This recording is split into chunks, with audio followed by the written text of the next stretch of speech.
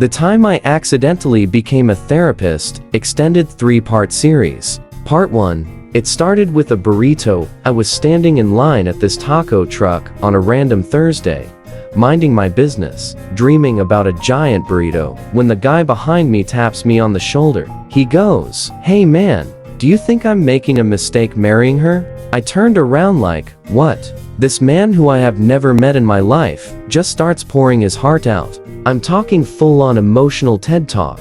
Their fights, her dog, their shared Netflix account, the fact that she still follows her ex on Instagram. I said nothing. I didn't even nod. I was just holding a soda, frozen in fear, and somehow that counted as safe space energy. The taco truck guy calls my order, but I can't move because this random man is now crying in public about a woman named Jenna who I have never met, but now have very strong opinions about. I walked away burrito-less, but emotionally full. Also, kinda impressed.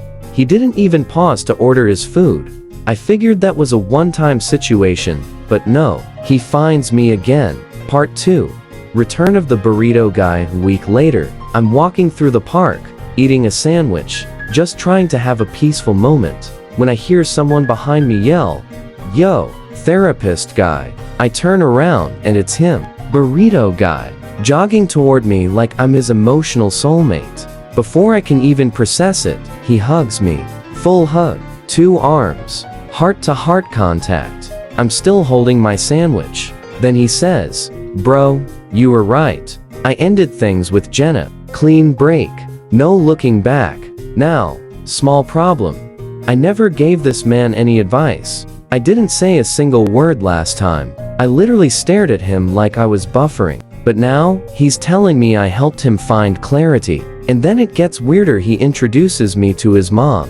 Yes, his mother, who just happens to be walking nearby. He goes, "Mom, this is the guy I was telling you about, Sam. He changed my life. My name is not Sam. I have never been Sam." But his mom grabs my hand, tears up, and says, "Thank you for helping my son become a man." At this point, I'm so deep into this emotional scam that I just nod and say, "He's got a good heart. You raised him well." I'm not proud of it, but I also don't know how to reverse escape a family hug in a public park.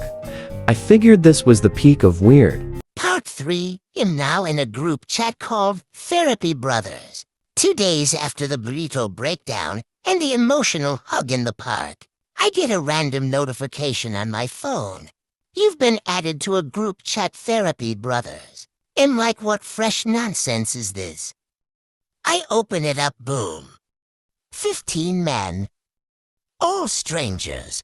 All emotionally activated. All fully convinced that I, a random bystander, am their personal growth coach. First message I see. "Sam, I finally told her not happy." I cried. She cried. It felt right. Just to be clear, my name is not Sam. Still haven't corrected that. At this point, I am Sam. Spiritually. Next message. "Hey Sam, how do I stop dating women who remind me of my mom but in a bad way?" "Bro, I was just trying to get tacos." Another guy, I swear this happened, sends a bluey photo of himself staring out a rainy window with the caption, "Healing is linear." Someone else replies, "As in his growth era. Proud of you, King." At this point, I try to leave the chat. Quiet exit. Classic Irish goodbye. But then Burrito Guy sends this. "Let's all take a moment to thank Sam." Without him, it'd still be stuck in fear. And then, 15 grown men send fist bump emojis. One even sends a voice note that just says, "Sam, you saved me." So now I'm stuck. But here's the thing. I start replying. At first just to be polite. Then I start dropping gems like sometimes it's not about fixing. It's about sitting with the mess until it teaches you something. What? Who am I? I literally fix office printers. My biggest accomplishment this year was unclogging the break room Keurig. But now I'm managing an emotional support group. Chat of 15 men named things like Brad, Kyle, and probably a hunter.